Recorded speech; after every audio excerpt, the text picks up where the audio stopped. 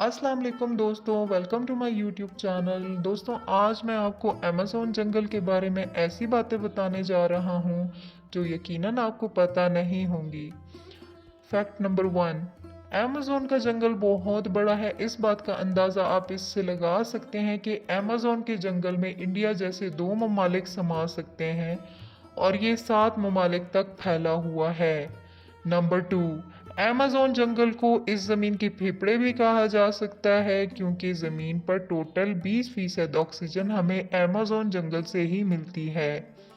Fact number 3, Amazon जंगल में लगभग 4000 plants की स्पीशीज है, 3000 मछलियों की किस्में और 2.5 मिलियन इंसेक्ट्स की अकसाम पाई जाती हैं। और अमेज़न के जंगल में बिना किसी इक्विपमेंट के जाना आपकी जान भी ले सकता है।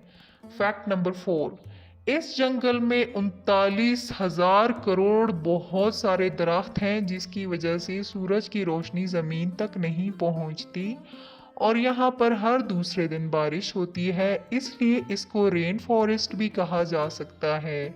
और कहने में ये भी आया है कि बारिश के कतरों को ज़मीन तक पहुंचने में तकरीबन 10 मिनट लग जाते हैं और यहाँ पर हमेशा दरख्तों की वजह से अंधेरा ही रहता है।